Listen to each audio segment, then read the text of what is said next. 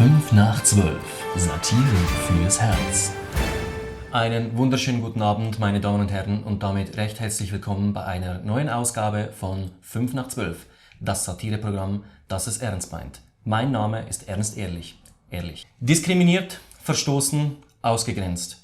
Was sich anhört wie die Beschreibung einer Essiggurkenscheibe in einem Fastfood-Burger, ist in der Schweiz auch heute immer noch traurige Realität für gewisse Randgruppen. Die Rede ist von homophoben Menschen. Eine neue Studie zeigt erst kürzlich, dass die Dunkelziffer gemeldeter Homophoben in der Schweiz weit höher liegt als zunächst vermutet. Die Filmemacher Jeremy Weber und Stefanie Baumann haben sich diesem gesellschaftlichen Tabu angenommen und für unser Format Emotionen, Menschen, Schicksale zwei Menschen begleitet, welche direkt betroffen sind. Mit akribischer Genauigkeit und unvergleichbarem Einfühlungsvermögen zeigen sie auf, wovor die Gesellschaft ihre Augen verschließt. Entstanden ist dieser Film über Trauer, Verlust, aber auch Hoffnung.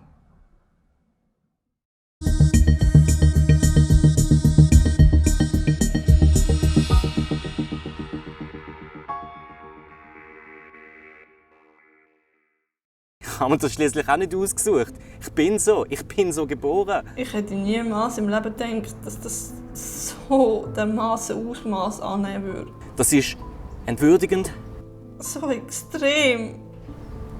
und auch traurig.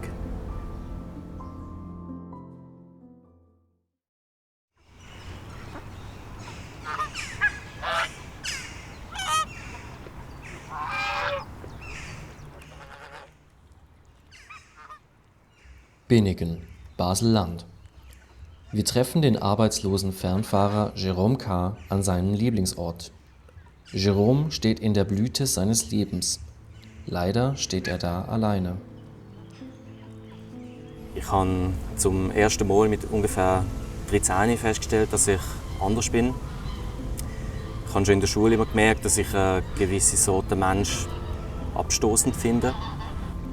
Und wo mir dann mein damals bester Freund gesagt hat, dass er sich in einen anderen Bub verliebt hat, da ist bei mir einfach eine Sicherung durchgebrannt.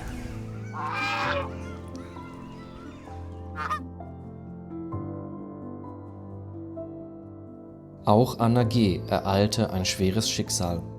Als sich ihre Zwillingsschwester zu ihrer gleichgeschlechtlichen Liebe bekennt, bricht für Anna eine Welt zusammen. Aus Scham vor der Öffentlichkeit möchte sie nicht erkannt werden. Auch ihr Name wurde geändert. Es war der 12. April 2020, glaube ich. Ich bin bei meiner Schwester beim Sonntagsbrunch eingeladen worden. Dann bin ich also bei ihr in der Wohnung so angekommen und habe gemerkt,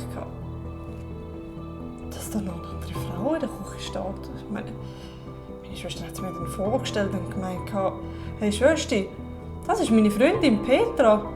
Ich war mir zuerst nicht ganz sicher, wieso sollte sie eine Freundin zum Familienbrunch einladen.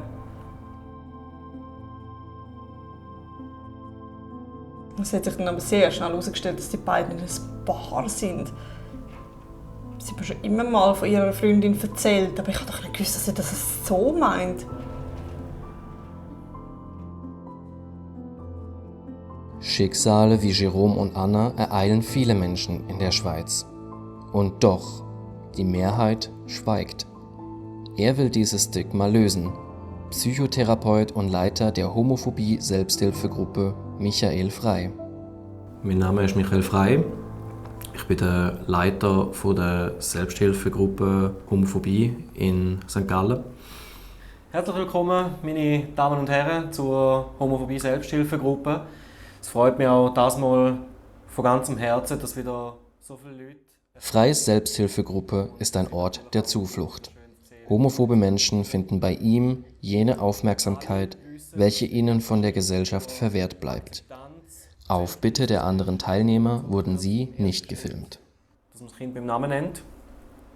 Darum darf ich dich bitten, Jérôme, dich gerade selber vorstellen.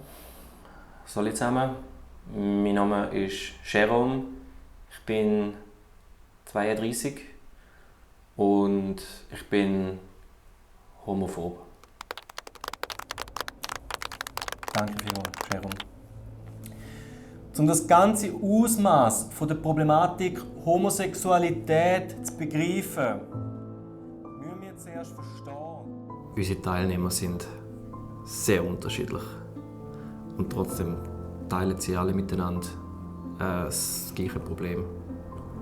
Ich habe tagelang, wochenlang geforscht, Bücher gelesen.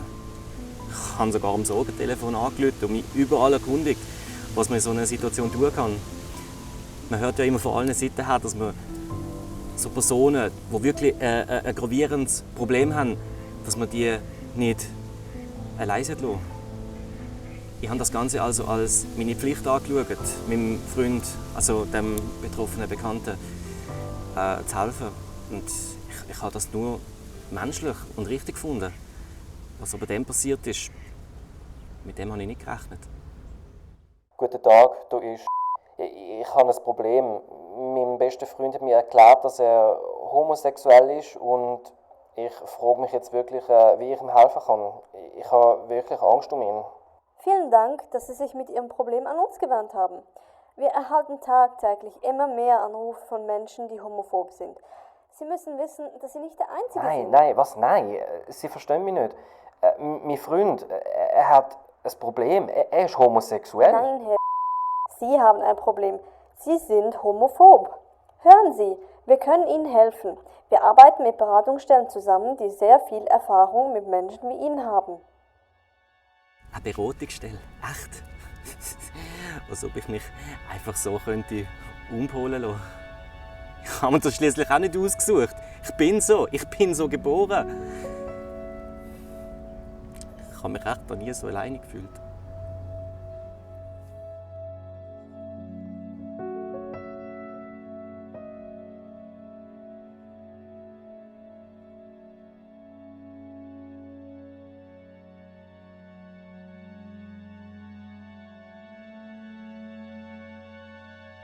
Es war noch nie einfach als homophober Mensch in unserer Gesellschaft.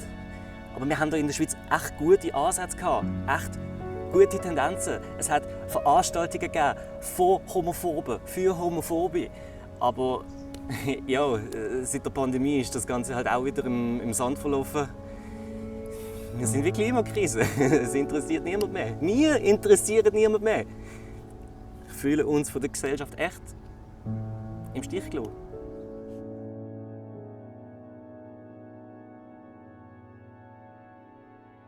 Was man einfach einsehen muss, ist, dass Homophobie immer noch totgeschwiegen wird. Die Betroffenen verstecken ihre Meinung, verstecken ihre Identität, teilweise ihr ganzes Leben lang.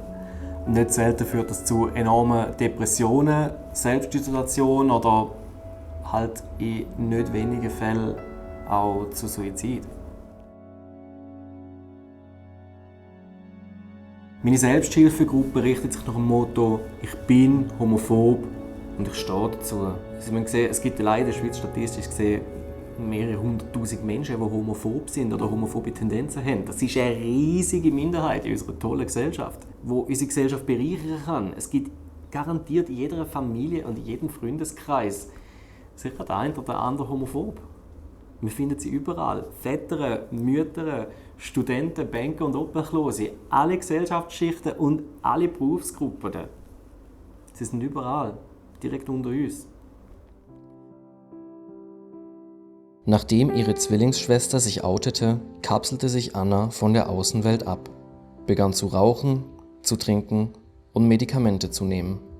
Ein schweres Los für die ganze Familie. Ich habe sie dann natürlich zur Rede gestellt und gesagt, dass das so nicht gehe. Dass sie sich doch bitte weiter normal verhalten soll. Sie hat dann nur so gesagt, so echt jetzt? Ich habe gar nicht gewusst, dass du so eine krasse Misanthropin bist. Ich war mega verwirrt und habe nicht gewusst, dass sie damit anfangen soll.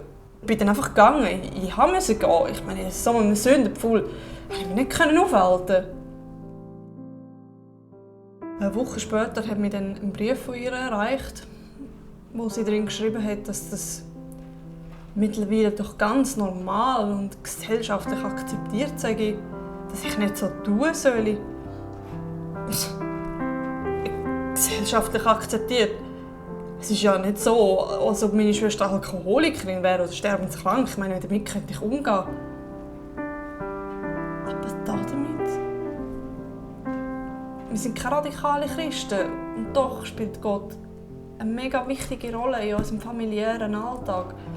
Ich meine, unsere Eltern haben uns immer die Liebe und Geborgenheit gegeben, die wir gebraucht haben. Ich kann mir das nicht erklären. Was ist denn falsch gelaufen? Da war sie noch normal. Ein richtig normales Kind. Sie hat sich schon im Kindesalter immer ein bisschen mit den Jungs geprügelt. Aber ich hätte niemals im Leben gedacht, dass das so dermaßen Ausmaß annehmen würde. Wenn ich probiere alles aus, aber dann wirklich lesbisch zu werden, so extrem. Logisch habe ich versucht, mit ihr zu reden. Ich habe sie angefleht, mit zu unserem Dorffall zu kommen, damit sie beichten kann. Und sie hat so typisch arrogant gesagt, was soll ich denn beichten, dass ich ein Mensch bin und einen Mensch liebe? Ich liebe meine Schwester und ich will sie immer lieben. Aber eine Sünderin im Namen vom Herrn kann ich nicht mehr unter meinem Dach dulden. Ich habe mir lange eine Anlaufstelle gewünscht, einen Ort, an welchem einem Verständnis entgegengebracht wird, wo man sich austauschen und beraten kann und wo ich dann von der Homophobie Selbsthilfegruppe erfahren habe, ist mir ein riesiger Stein vom Herzen gefallen. Sie sind nicht allein. Es gibt andere wie sie. Und vor allem soll die Gesellschaft endlich mal wachgerüttelt werden und einsehen, dass homophobe Menschen ein Teil unserer Gesellschaft sind. Ein Teil von dem, was wir hier in diesem wunderschönen Land aufgebaut haben. Sie sind ein Teil von uns allen.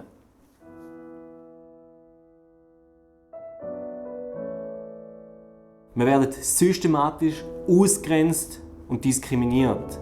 Das ist doch kein Wunder, dass so viele Leute das einfach verstecken. Stellt sich mal vor, ich würde im Bewerbungsgespräch sagen, hey, grüezi, ich bin homophob. Es wäre scheißegal, wie gut ich in meinem Job drin wäre. Sogar wenn der Chef selber, der CEO persönlich, ein absoluter Schwulenhasser wäre, haben Sie wirklich das Gefühl, ich würde den Job bekommen? Nein, garantiert nicht. Man könnte noch irgendwie in der Kritik von seinen Mitarbeitern und von seinen Angestellten stehen. Also tun wir das Thema einfach, also uns, Homophobie, totschweigen. Von Anfang an. Das ist entwürdigend, erniedrigend und macht einfach sauer.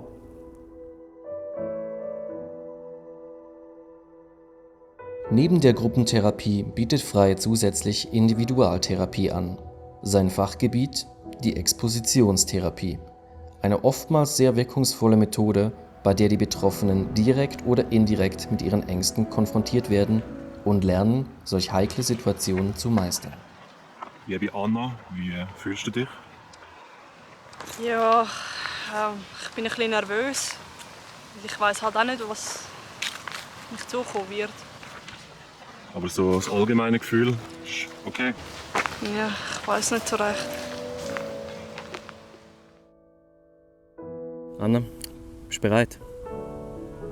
Ja, Sicher? ich weiß nicht so recht. Hey, das wird schon. Wir gehen das ganz langsam an. Wir tun jetzt zuerst einmal uns mieten und dann schauen wir Schritt für Schritt, einfach, wie das funktioniert. Okay? Okay. Bei der Expositionstherapie ist es gerade am Anfang sehr wichtig, den Teilnehmer nicht zu überfordern. Wir suchen uns für die ersten paar Sitzungen immer einen ruhigen, abgelegenen Ort wie der hier, wo wenig Konfrontationspotenzial besteht, auch mit homosexuellen Menschen eben. Also Anna, wir machen das jetzt so. Du stellst dir vor, ich wäre hier mit einem anderen Mann zusammen und ich stelle uns vor, okay? Okay. Allererster Schritt. Nochmal ganz schnell tief einschnaufen und raus. Genau. Okay. Hoi, ich bin Freddy und das ist mein Freund Andy. Sali. Hallo. Das ist gut, ja, es ist...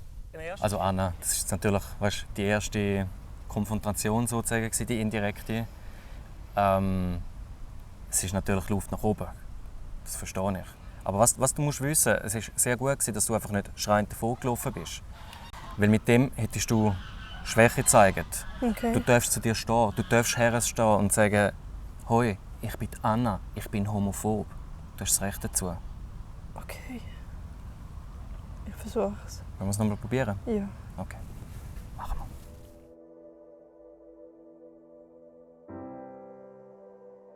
Die Therapie scheint Wirkung zu zeigen. Doch plötzlich bricht Anna vor laufender Kamera zusammen. Diese Bilder lassen nur vermuten, welch unendlichen Schmerz die Einsamkeit in den Betroffenen verursacht. Schnaufen, ganz tief schnaufen und raus, genau. Anna steht noch ganz am Anfang von ihrer Therapie, aber sie ist extrem stark. Sie wird logisch noch einige Sitzungen brauchen, bis wir dann wirklich von der indirekten zu der direkten Expositionstherapie gelangen werden. Der erste Schritt wird sein, Teilnehmer erst einmal diverse Regenbogenfarben auszusetzen. Zuerst natürlich im Graustufenbereich und dann mit immer mehr Sättigung. Zuerst Pastell, dann Vollfarbe, bis hin zu Neon und Glitzer. Wir analysieren ihre Reaktionen ganz genau. Wie reagieren sie auf die bunten Farben? Wie ist der Puls? Wie ist ihr Wohlbefinden? Und in einem weiteren Schritt gehen wir dann wirklich ans Limit. Wir werden dann Zürich Hauptbahnhof gehen. Zuerst mal nur beobachten, wie erkenne ich Homosexuelle, wie gehe ich damit um und vielleicht sind wir eines Tages dann so weit und können offen und ehrlich in unserer Gesellschaft über Homophobie sprechen. Wie tönt das für dich, Anna? Ja, ich meine, ich kann mir das noch nicht vorstellen, aber ja, wäre schön. Für das bin ich da, Anna. Ich helfe dir. Du bist nicht allein. Oh.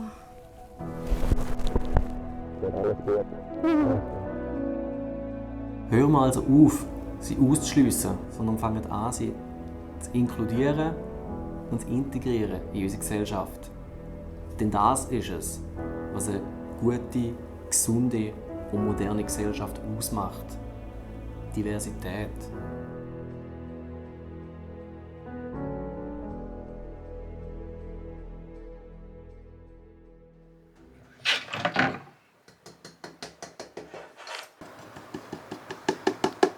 Sechs Monate später. Wir treffen Anna erneut, um über ihre Fortschritte in der Therapie zu sprechen.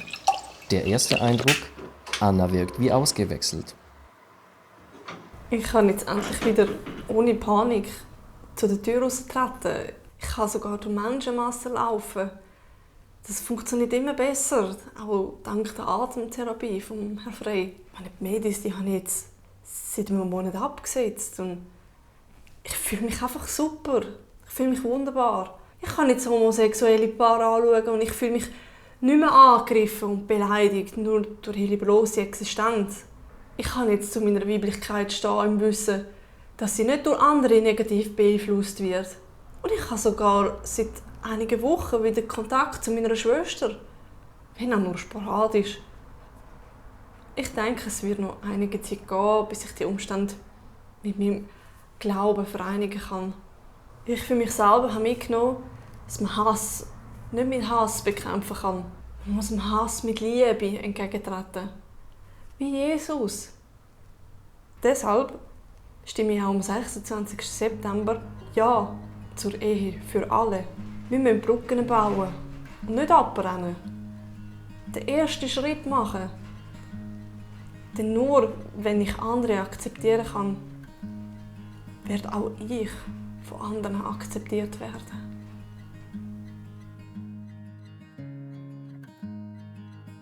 Ich wünsche mir eine Welt, wo alle Menschen miteinander reden können. Egal, welche Überzeugungen sie haben, welche Religion, Geschlecht, Hautfarbe, scheisse gleich. Hauptsache Mensch.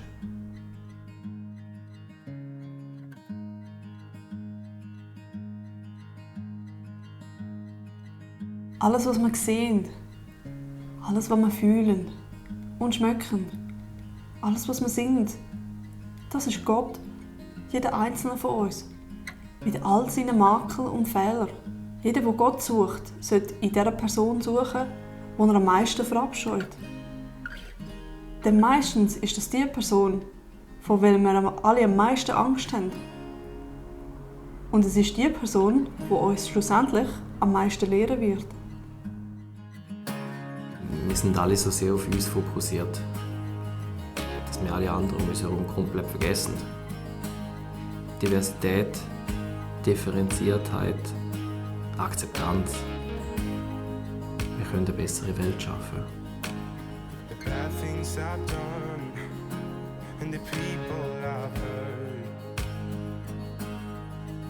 Wanna take that part of me and leave it in the dirt. Won't you save, save, save, save me?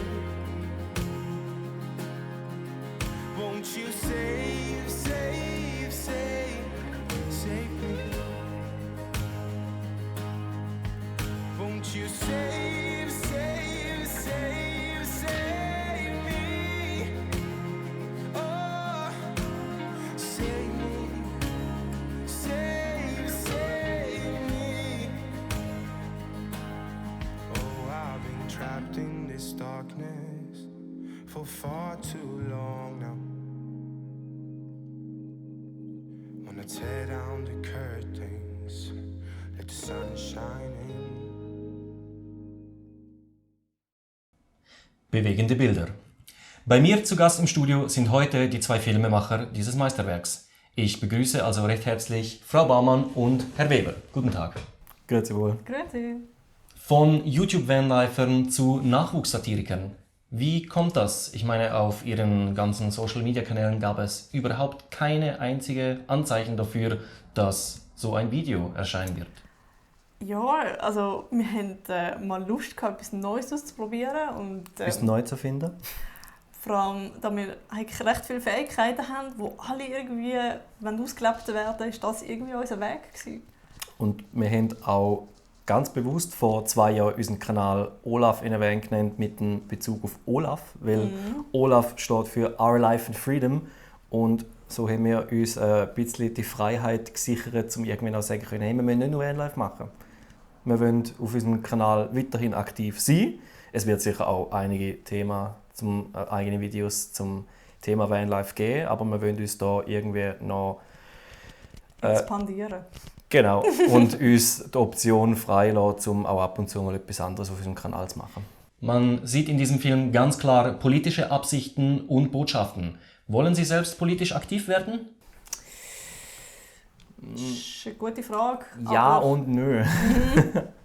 Man muss einsehen, dass man nicht unbedingt politisch aktiv sein muss, um eine politische Meinung zu haben. Jeder Mensch hat zu irgendetwas eine Meinung. Und jede Meinung ist irgendwo durch auch politisch. Und bei dieser Abstimmung, die jetzt hier gerade am Laufen ist, haben wir persönlich halt irgendwie das Gefühl gehabt, das ist so überflüssig und doch sind die Gegenstimmen so dermaßen groß, haben wir gedacht, das ist schon unser Beitrag zu dieser ganzen Geschichte. Genau. Und wir stehen absolut hinter dem und wir sind auf unserem Kanal nie mit unserem vollen Namen erwähnt worden. Also wir sind einfach immer Jeremy und Stephanie gewesen. Und bei dem Video haben wir ganz klar können sagen, wir wollen mit dem ganzen Namen erwähnt werden. Im Sinne von, dafür stehe ich mit meinem Namen. Oder wir. Sie haben gesehen, jeder Mensch darf seine eigene Meinung haben. Und jeder, der will, darf natürlich am 26. September Nein stimmen. Aber sind wir mal ehrlich, wer will denn schon zu dieser Minderheit gehören? Was bedeutet dieses Video für Ihre momentan knapp 1000 Abonnenten? Werden Sie weiterhin jetzt nur noch Satire machen und nur noch auf Schweizerdeutsch? Was dürfen Ihre Fans auf Ihrem Kanal erwarten? Nein, überhaupt nicht. Wie gesagt, wir werden weiterhin auch Content zu Vanlife produzieren, wenn vielleicht nicht mehr in dem Ausmaß, wie wir es auch schon gemacht haben. Nur noch Satire. Nein, auch nicht. Es soll eine gesunde Mischung werden, irgendwie, finde ich. Genau. Und wir haben halt für uns selber in der Zwischenzeit mittlerweile herausgefunden, dass wir extrem viele Fertigkeiten haben. Und wenn man sich dann ein Label auf die Stirn klebt mit der Aufschrift Vanlife YouTube-Kanal, ja, dann schränkt das irgendwie ein. Und wir wollten auch nicht irgendwie noch einen anderen YouTube-Kanal aufmachen. Ich habe nebenbei noch 2 andere YouTube-Kanäle und habe ich gefunden, ein 4. muss jetzt nicht auch noch sein, weil es ist ein extremer Aufwand, um so viele YouTube-Kanäle irgendwie zu managen. Und wir haben gefunden, doch, Olaf, das ist unser Kanal, der gehört uns und dort drin machen wir das, was uns ausmacht, was es Spass macht. ja, und was wir so erleben. Und natürlich, was unsere gewissen Ansichten sind. Und ich finde auch, wenn ich irgendetwas mit so Videos oder wenn wir irgendetwas bewegen können mit so Videos, ob das jetzt ist, dass ich irgendjemanden zum Stimmen bringe oder nur zum Lachen, dann hat sich der Aufwand für mich eigentlich schon gelohnt, weil Leute, die lachen, sind statistisch gesehen glücklicher. Vielen Dank, Frau Baumann und Herr Weber. Für weitere Informationen zu den Filmemachern und den zitierten Studien sind in den nächsten 5 Minuten unsere Leitungen für Sie geschlossen. Wir sind am Ende unserer Sendung, meine Damen und Herren. Vielen Dank, dass Sie auch diesmal mit dabei waren. Schalten Sie auch nächste Woche wieder ein, denn dann zeigen wir Ihnen einen Film mit dem Titel Existenzminimum, wenn Armut die Seele bricht. Eine Dokumentation von Peter Mellmann über Schweizer Politiker am Rande der Gesellschaft. Vielen Dank und auf Wiedersehen.